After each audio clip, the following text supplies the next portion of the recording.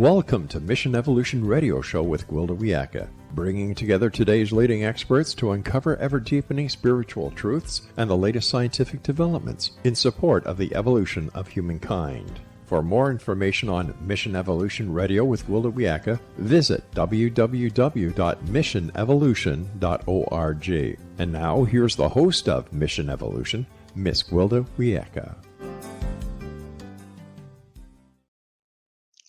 Life happens. While we can't always choose what does happen in our lives, we can decide how to react to it. Is there a way to consciously respond to life rather than live from knee-jerk reactions and old patterns? Mission Evolution Radio TV show is coming to you around the world on the X-Zone Broadcast Network, xzbn.net. With us this hour to consider the power of choice and practical spirituality is Selina Maitreya. Selina is a lecturer and teacher of practical spirituality. She's the author of Raise Your Frequency, Transform Your Life, How to Respond with Love to Life's Difficulties. Her website, practicalspiritualitywithselina.com. Selina, thank you so much for joining us on Mission Evolution. It's such a pleasure to be here. Thank you for having me. So your training, what training have you had in spirituality? Oh my goodness. I was first given my name and met my first teacher when I was 16 years old, and I've just turned 69. So I've been living my life through the practices and values of spirituality for I don't know how many years, whatever number that is, of 40 or 50 years. So my training has been in the practical experience of living spiritual values. So who was your teacher and what form did you study? Yeah, the first teacher I had was a woman named Maitreya who believed in oneness, the concept that we are all different physical beings, different physical brains, personalities and histories. We have different emotional experiences. We have different experiences in the third dimensional world. But the one common denominator we all have is the energy of love, the energy of oneness. That was my first teacher. And my second teacher, the Reverend Janice Hope Gorman, who runs the Hope Interfaith Center in Mankato, Minnesota, has been my teacher for 27 years. And once again, I learned there the embodiment of the energies and the practices of spiritual living.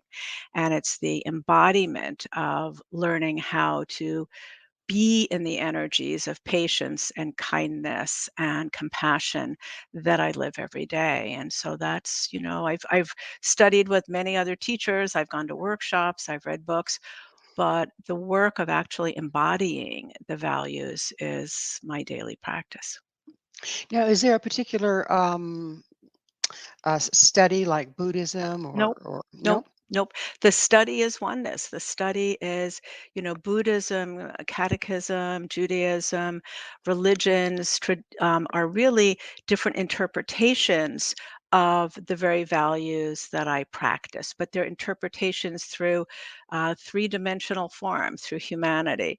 Oneness kind of supersedes that. So there's not one religion, there's one practice, and it's love. And it's that simple that when we move in the energy of love, but truly learn how to be that energy, not just give it lip service or come and go through the practices that really changes and enables us to embody them. So it's really the energy of oneness that's my focus. So it's a bit of a new age sort of thing in that it's not coming from the ancient practices. It's not new age. It is a new, you can call it new age, we can call it ancient practices because oneness, love, transcends all time. So it's the energy of love that spurred the practice of Buddhism, the practice of catechism. It's the energy of love, excuse me, that inspired the New Age movement. Those are all movements that all come down to the energy of love. Even the Dalai Lama says, "My religion is love." It's that simple. So I would focus it there. Yeah. Let's define love. I Mm. mean, it's a word that's used a lot, but what is it exactly? I love that question. So love that question. Thank you. I would answer it this way. When I look at myself or you, Gwilda, we often are trained when we're born to refer to ourselves as me or I, which is a one-dimensional being, but we're actually multidimensional beings. So I have the physicality of my body, the physicality of my brain, but within this life stream, I also have a history in this life. I have a personality, and then I have energy fields. I have my high frequency of love. So for me, love is an energy field called the intuitive body, the soul level. We also have our low frequency of pain and fear. We have our emotional body, our thinking mind. For me, love is an energy field that came into my body and gave me life. Love is for me the divine within. That's how I would define love. You speak of high frequency and low frequency. Mm. How can we tell which is which? Oh, so easy because you see, we have emotional bodies and thinking minds. And once again, come into this third dimensional world when we're born as energy and form, and we're trained to think that we are our thoughts or we are our emotional body.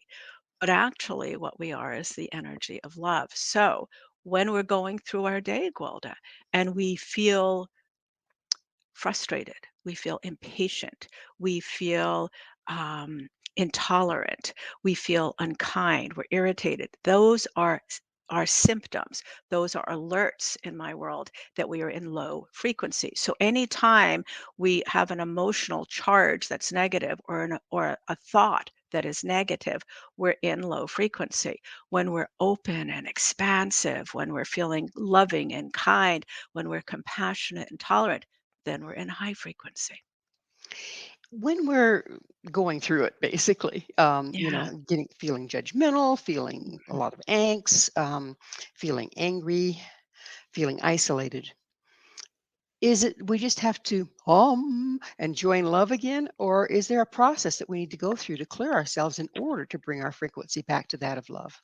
Yeah, most people, as much as they would love to be able to snap their fingers and go from low frequency to high, we're not able to unless we have some real conscious efforts put into place. So the first thing that has to happen is to be aware, to know where we are in the process. And most people walk through their life just being in a process and not aware of it. And in the world of source, the world that I float, we call that having, witnessing as we be. So the first step is to really be able to be trained or train yourself if possible to witness how you are as you go along and not just be in this situation. So that's the first step. The second is once you recognize through this witnessing process that you're in low frequency, the practices that are suggested in the book are to ha- go to the higher source of who you are, however you choose to do that, whether you close your eyes. There's a practice called the breath of life, which is a very beautiful practice where we just close our eyes and breathe in and out through the nose, which signals the parasympathetic nervous system physically to calm down, but internally opens you to the divine within. And as you're breathing in and out through the nose, slowly, deeply, and consciously, the entire system is slowing down. That kind of takes you, Gwilda, from the third dimensional world into the inner sanctum. And when you feel that you're in a space where you are really neutral, then the next step is to ask the divine within, what am I to learn here? Because every bit of difficulty, Spirit has told me over and over again that difficulty is our doorway to love when we choose to respond to it from the higher frequencies. So there's something there that we still need to learn in our third dimensional life. So the first thing we want to do is to check in with that and to ask, what am I to learn from this moment of difficulty? And allow that to land. And then once you receive it, then you ask, what frequency of love am I being called to fill my life stream with? And whether it's patience or kindness. And let's just say it's patience. And when you're delivered patience, then you remember a time when you were patient or someone was patient with you and you needed that. And you see it clearly in all detail and you feel it deeply in the heart. And then you come out of that. And when you Oh, come out of that, you notice your change and you're in high frequency because we live in the third dimensional world, Gwilda, and we can't go upstairs and down at the same time. So we can't be in low frequency and high.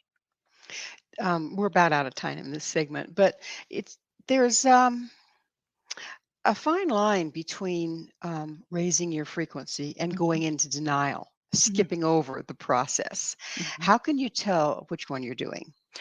Well, if you take these steps, you're not in denial. If you're in awareness, you can't be in denial. If you're in awareness of your state, which is the first step, you can never be in denial because if you're in your awareness, you're aware of what's happening. That, and I couldn't agree with you more. We never want to be in denial. Well, it happens a lot, you know. Yeah. So, again, we're just about out of time, but what's the first sign for a person that they're in denial? Things start to happen in your life where you're out of alignment. You know, things aren't going well for you, things aren't happening. Your physical body might be showing you symptoms of something happening within you. So I would look to your physicality. That's where it shows up first. Well, it is that wonderful moment when we do get to take a station break. Selena and I will return very shortly, so please don't go away. This is Mission Evolution, www.missionevolution.org. What good does spirituality do us if we can't bring it to the street? This hour, discussing the practical aspects of spirituality, is Selina Maitreya. Selena is the author of Raise Your Frequency, Transform Your Life: How to Respond with Love to Life's Difficulties. So, Selena, that's the question of the hour. How do we bring this to the street? I love that phrase, bringing it to the street. Bringing it to the street to me, Gwilda, really refers to each one of us accepting responsibility for our own consciousness and for the way that we walk in the world. You know, it's been said many times because it's very accurate that each person's energy contributes to the collective. And so it's so important. Very often, students say to me, I'm very concerned about the state of the world today. What can I do to shift that? And the first thing I always say is, well, what are you doing in your own life? Where is your consciousness? How are you walking through the world? And if everyone took responsibility for how they walked in the world and chose to respond to difficulty from love. I mean, just if we just took a moment and thought about what that would be like if people were aware and conscious and were responding to difficulties, not with more of the same, because we're kind of conditioned to respond to difficulty with more of the same. Somebody cuts someone off on the road, and it's very rare that they bless them and send them on their way. They normally will get angry because they're shook or they're fearful, right? They were in a moment of fear. So as we move forward, accepting responsibility to learn how to respond to difficulty from love, because certainly we do well in the good moments. So, what does responding from love look like? It's like, those are great words, but what does it Yes. look like? What does it feel like? I'm so glad you asked because it's not an easy process. And this isn't like we should all be thinking of rainbows and unicorns. This is very practical. What it looks like is this is that as you're in the car and you're having you're spacing out or you're just peaceful, and then suddenly somebody comes in and slams in front of you, and you have to slam on your brakes and you go to fear. That's when we use that moment as an alert and you remind yourself, oh my gosh, here's my opportunity to invoke the high frequency of love who I am. And so you take the moment to breathe and you literally breathe into that moment.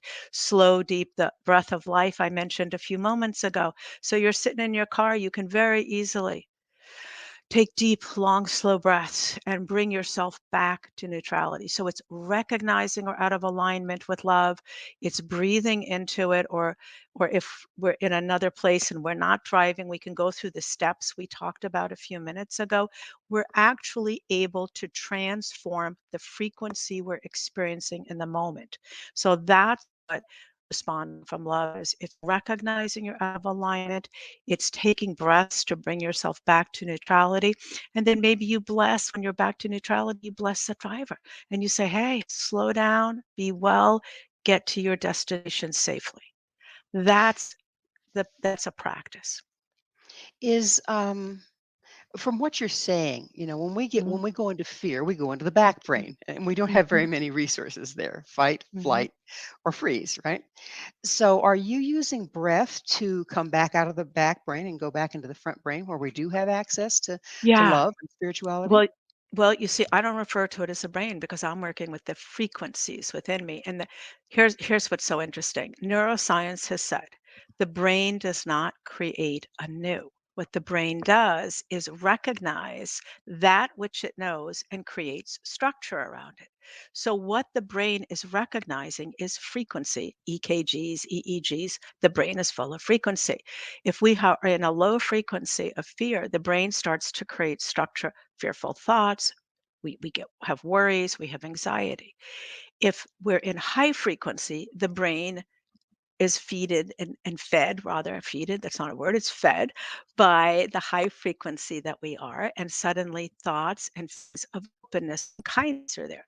So we're not working with trying to change the thoughts, the product the brain creates. We're changing the frequency that feeds the brain, which means we're starting at the beginning of the process. So I teach people how to recognize and develop a relationship with the intuitive body, their highest frequency. So once that relationship is developed, which is very real and very present once it's there, then it can be accessed whenever we're in fear. And when it's accessed, then the brain is fed with that energy. So we're giving the energy a different frequency to structure around. Where is this higher frequency coming from? It's God, it's the divine, it's love, it's given to we are that. That is our natural inheritance. That is what every person has in common. It's what we call oneness.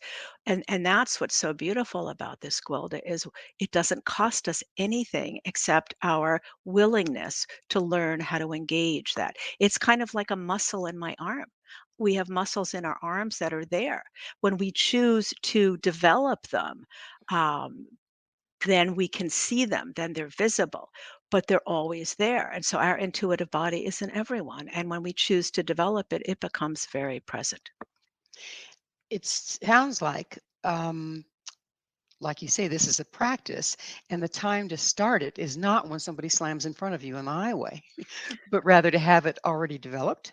Well, that would be optimum. That would be lovely. However, people come to this work usually, I find, when they're in a situation in life that's very difficult and tenuous for them. If people came here during times of openness and wonder, that would be great because then they're already in a state and we develop from there. But people tend to, because of the way life is, because we're humans, we're energy and form, and we're conditioned to not know about our intuitive body. Most people don't, and most people haven't developed it. So it takes a lot for some people to come to this type of work. As I understand it, we come from source, right? Mhm. So that means we come in pretty high frequency. What happens? Well, it's my understanding, and what sources delivered to me is that when we come into bodies, we are nothing but the energy of love. Our personality hasn't developed at that point. We haven't had experiences in life that involve fear, so we're not driven by fear as we are later in life if we don't become conscious.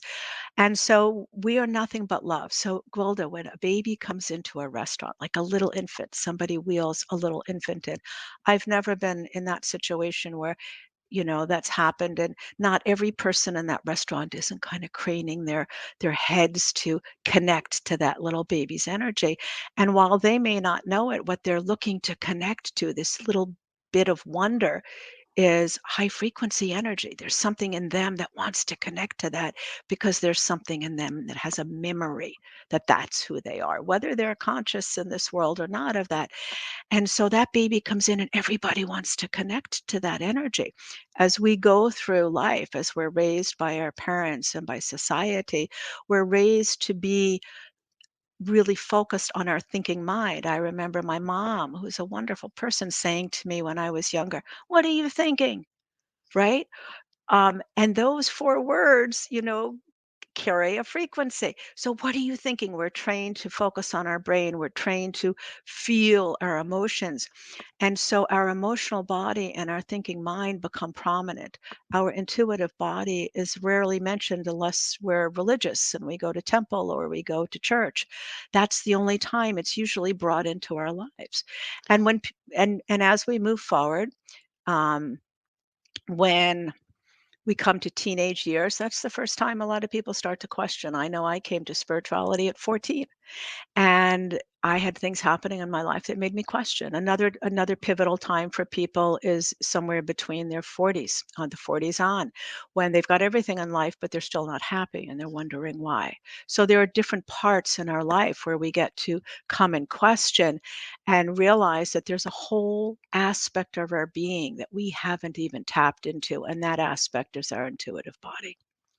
You spoke of source delivering something to you. How does that Mhm. happen, and how can you tell it's from source? How does it come through? Yeah, really good questions. The source first started channeling through me about 20 years ago. It was the third visit with my teacher. I was sitting in her home in Mankato, Minnesota, farm country south of the cities in Minnesota, south of Minneapolis. And literally, a voice came speaking through me in words that I don't use, in a tonality that isn't mine, and were and words that were so much wiser than I could ever manage. And I was literally freaked out. And luckily, I was sitting with a woman who had channeled for years, and she explained to me what was happening, that there was an opening within me, and that the divine energy was speaking through me. And then I worked with her for years to learn how to cultivate that and how to live an integral life so that I could continue to be a channel for Source.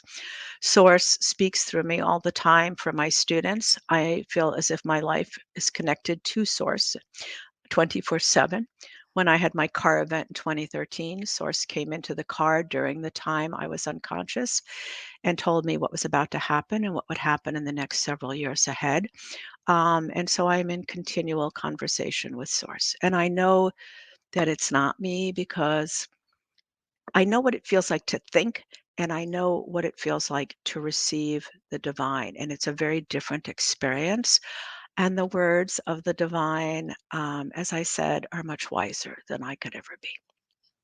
So we are just about out of time in this segment as well. But how do there's the good, the bad, and the ugly. And on the Mhm. other side of the break, I'd really like to get into how do we tell what's coming through us? How do we know it's from source or from something Ego. not so sourcey? Yes. So Selena and I will be right back to continue our discussion. So stay right there. This is Mission Evolution, www.missionevolution.org. Is wisdom something we learn or something we access? This is Mission Evolution, missionevolution.org. With us discussing wisdom and consciousness is Selina Maitreya. Her website, practicalspiritualitywithselina.com. Selena, we were just getting into accessing source, bringing through wisdom that may or may not be our own. And my question was, how can you be sure that what you're bringing through is coming from source, if you will? And you mentioned ego just before we went out, but Mhm. aren't there other things out there outside of our personal ego that can try to give us information that may or may not be useful?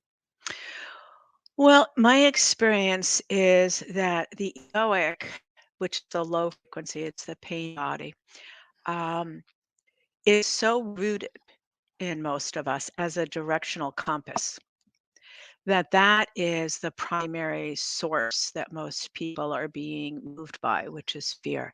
Um, when we bring in the energy of love, when we respond from the energy of love, we are responding from that higher divine.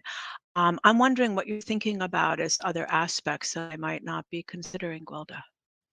Well, just a simple one is we're sitting watching TV and Mhm. somebody's throwing in advertising, and there's some kind of subliminal messages going on there. That's just one example of Mhm. information coming through that may or may not be in our best interest. Right. So I see what you're saying. Thank you for that. That's really helpful. So when that message comes through, we have a choice as to how we respond to that. And what happens within this form of divinity in physical form is we normally will come from one of two places. Our responses are always from the two energetic fields of which we are to that, which is I'm either going to accept this from love or I'm going to respond to this from fear. And those are generally the two frequencies that we can respond to any incoming information. And I think that your question also really speaks to the choice we always have in life to respond from fear or love to anything that happens. So anything that comes at us, we still have the choice as to our response. And our response comes from either fear or love. You mentioned the pain body. What's that Mm. exactly?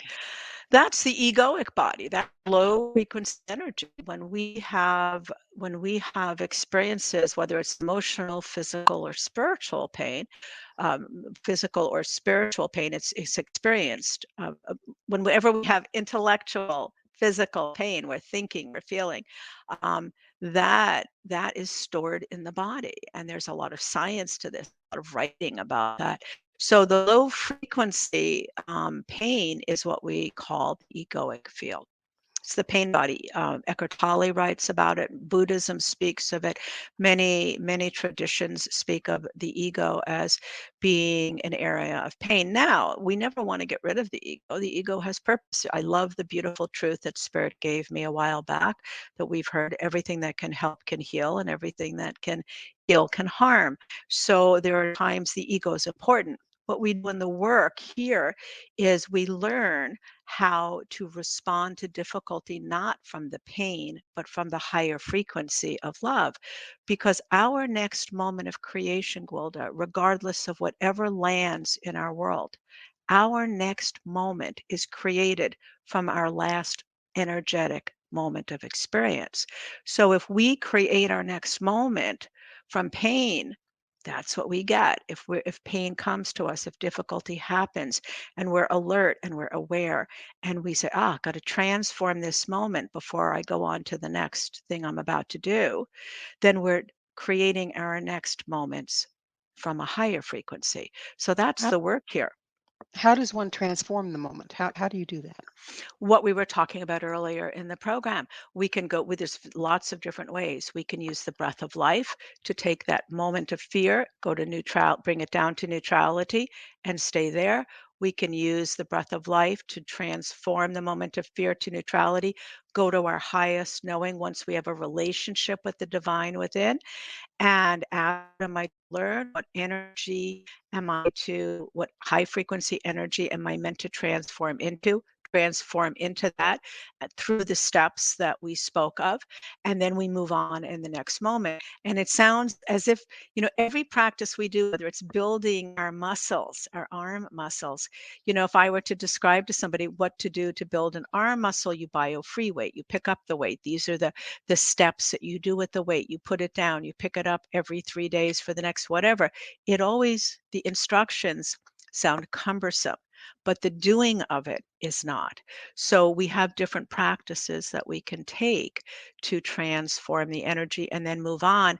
Over time, it's like breath. I transform every single moment of every single day because I'm still, after all these years, I still have moments of judgment. I still have moments of irritation. The difference is as soon as I see them, I'm transforming them through breath and through the practices that from two of the many practices that we can learn to use that we discussed earlier.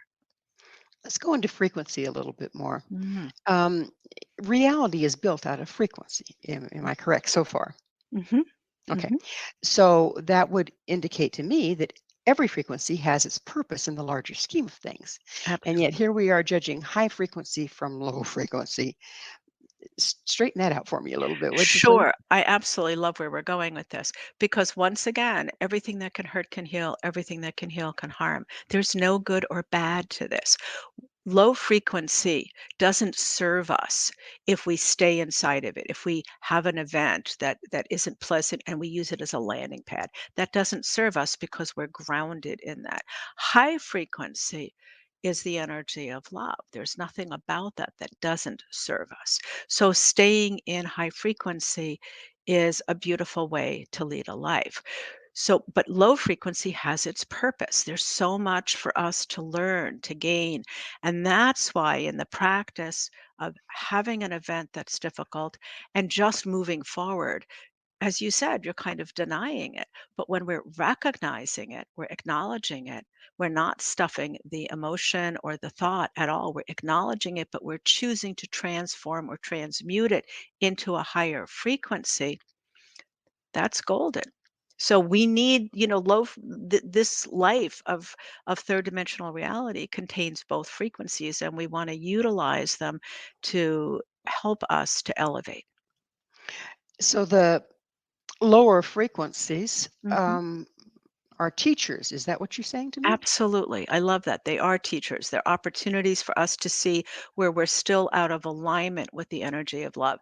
In this work, we learn to move from being mind, intellectually, and emotionally and fear based driven to being intuitively guided. When we're grounded in our high frequency in love and kindness and patience and compassion and tolerance, being our GPS 24/7, then the emotional body becomes an alert system to let us know we're out of alignment with love. The intellectual's body becomes the process we use to move through back to love. And fear takes a side step and alerts us when we're about to take our foot off the sidewalk in a busy metropolitan area and we haven't looked left to right. So in this work, the emotional body and intellectual body move back into where they're helpers and not directors because the intuitive body is the directional compass. You speak of obtaining abundance. Mm, Everybody wants abundance. mhm. So, how does one obtain abundance? Well, I think it depends on what abundance looks like for people. I think that's something that I would really urge the listeners here to redefine for yourself. What does an abundant life actually look like to you? Um, Once we are able to understand how to utilize the energetic frequencies within our system, and we're able to see difficulty through the definition of a learning tool that enables us to become aware so that we know when to shift into peace and when we're in higher frequencies and we're grounded in that as a way of life, then we have a foundation to be able to build abundance. Because if we're back and forth between being in fear and having occasional moments of joy or being in fear a lot and having occasional moments of peace, there's very little foundation for abundance, which is the highest frequency of love to grow. And not only to grow, but we can create abundant opportunities, but if you don't have a foundation energetically within you to hold that, then those moments are going to come and go without them being a continual pattern. So we Is it? need to be neutral first. We need to have our daily life be one of neutrality. Sorry about that. That's okay. Is it a matter of recognition then? That's the first step, awareness. Awareness is that first step of where you are because you can't change your state unless you know you're there. And most people aren't really committed to understanding that they need to go through the process of being able to witness as they be. So when you're able, when you really want this and you're really wanting to do the work of becoming aware, that's our first step. Yeah. But abundance seems to be so subjective. I mean, even within ourselves, I can be in a situation, and if I'm not coming from a place of gratitude, I don't recognize any of the abundance around me. Yeah. How does gratitude play in here then? Gratitude is huge. It is one of our quickest tools for transformation because it's a field. It's an all of these are energy fields. The Kabbalists talk about the 72 names of God, the 72 frequencies that represent the God state. And so there are so many manifestations of that, of which gratitude is one of them. And so one of the quickest ways to transform a state, here's yet another. We spoke of the breath. We Well, but spoke of I'm sorry, we're going to have to go into transformation on the other side of yet okay. another station break. Please stay with us as Selena and I continue to explore bringing spirituality into daily life. This is Mission Evolution, www.missionevolution.org. If we aren't grateful for a thing, do we lose it? This is Mission Evolution, missionevolution.org. We're continuing our discussion with Selina Maitreya. Her website is practicalspiritualitywithselina.com. So again, let's continue with what we were discussing before we came into the break, which is where does gratitude fit in here?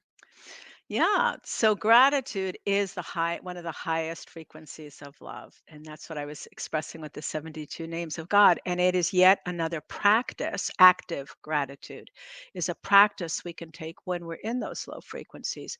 So it is a frequency, it's a very high frequency. And what I would suggest our listeners take on is when you're in a moment where you recognize, you're aware that you're in low frequency, take a moment and sit down and close your eyes and go into your memory, which is high frequency of a time when you were in gratitude. Someone has done something wonderful for you. You did something wonderful for someone else.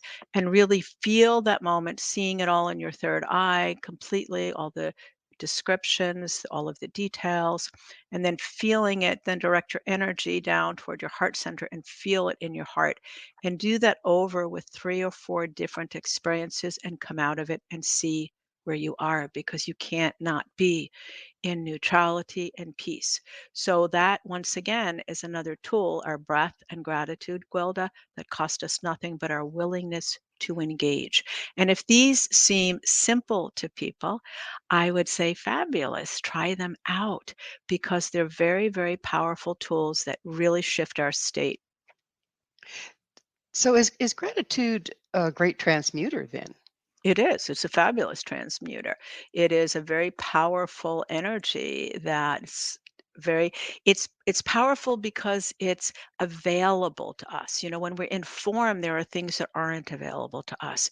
But gratitude is an experience that we have in the third dimensional world. So it's something that's easily accessible to most people. It kind of can it reframe our perceptions? Well, it our perceptions are energy, so energy can reframe energy. And so if we're in a low frequency state, we go into gratitude. It's definitely our energy is definitely then reframed through the state of gratitude. What happens, once again, living in third dimensional reality, we can't be sick and well at the same time. So let's equate sickness with, just for a moment, with low frequency.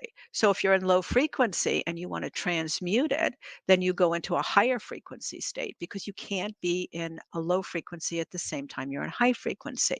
Just like you can't go upstairs and down at the same time. Can't be sick and well at the same time. So whenever we transmute into high frequency, our energy has always shifted.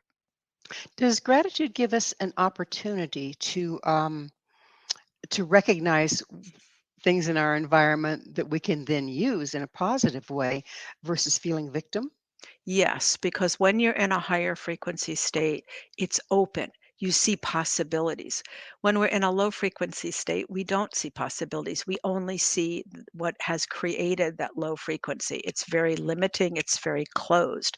So, transmuting into a higher state shows us all the possibilities, or not all, but it gives us a greater awareness of the possibilities we have. And not just around that particular thing that might have created the difficulty, but around, we're in a higher frequency, so we feel connected to so many possibilities and so many things in the world.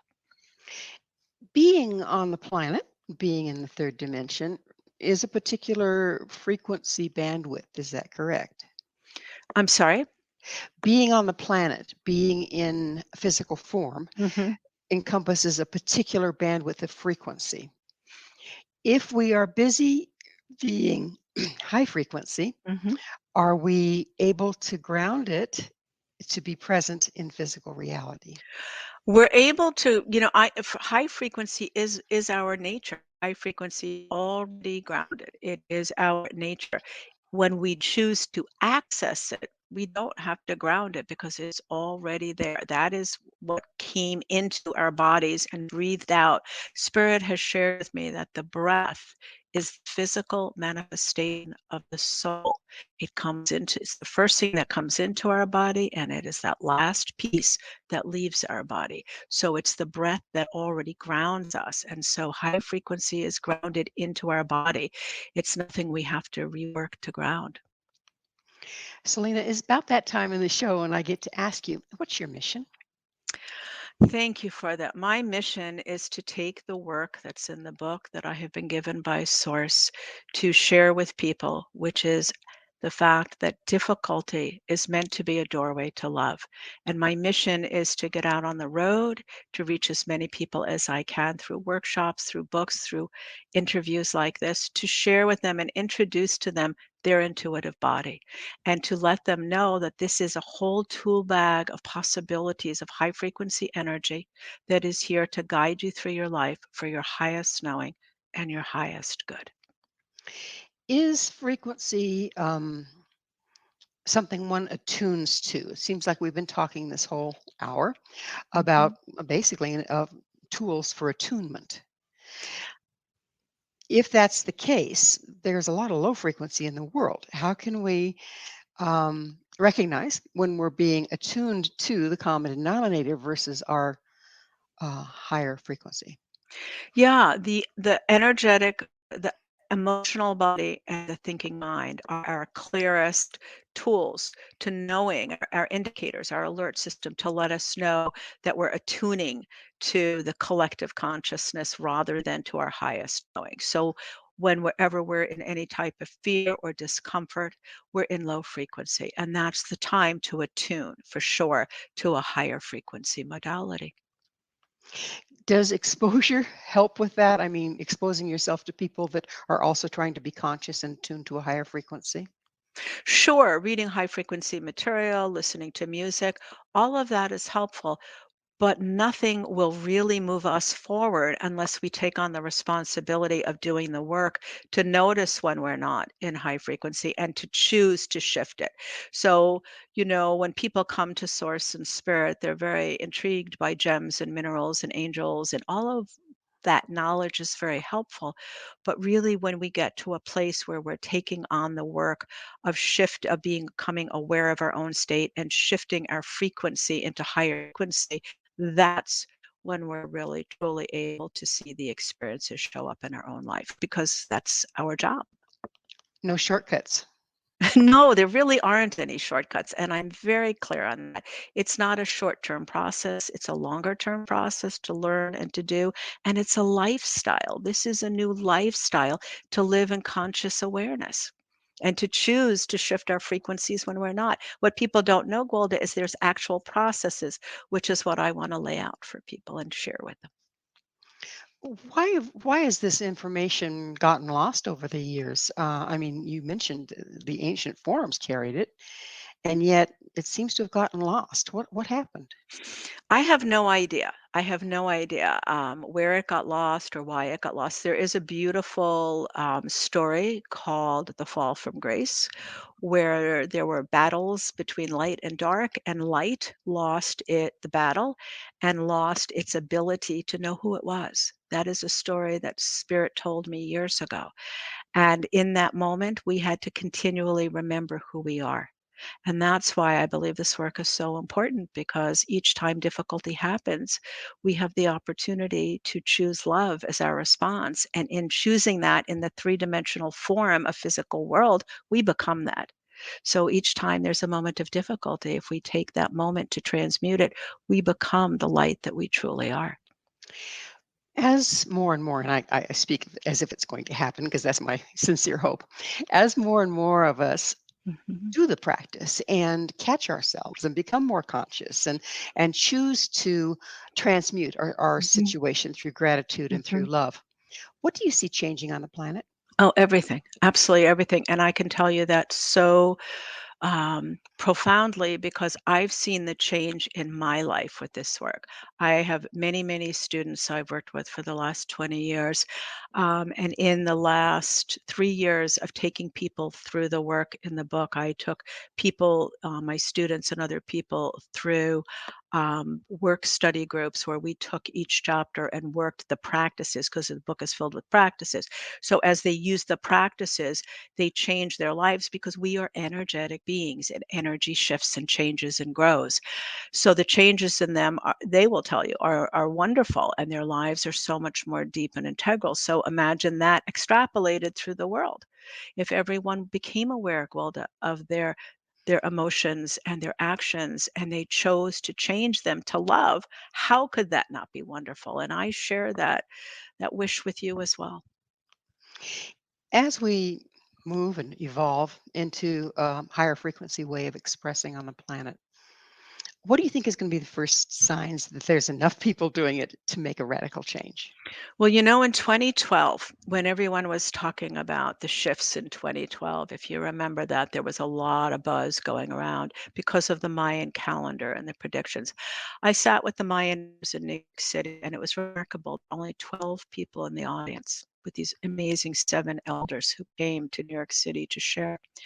And what they said was that what the Mayan calendar was speaking of and recognizing was the fact that in 2012 there would be more people of consciousness on this planet than ever before. Hmm. And so I Unfortunately, we are out of okay, time. okay. Um, but Selena, thank you so much for coming on the show. Thank you so much, Gwilda. Happy to be here. Our guest this hour has been Selina Maitreya, the author of Raise Your Frequency, Transform Your Life, How to Respond with Love to Life's Difficulties. To find out more about Selena, where you can get her book, visit her website, practicalspiritualitywithselena.com. This has been Mission Evolution with Gwilda Wiyaka. For more information or to enjoy our past archived episodes, visit www.missionevolution.org. But please be sure to join us right here next time. This mission will continue, bringing information, resources, and support to an evolving world.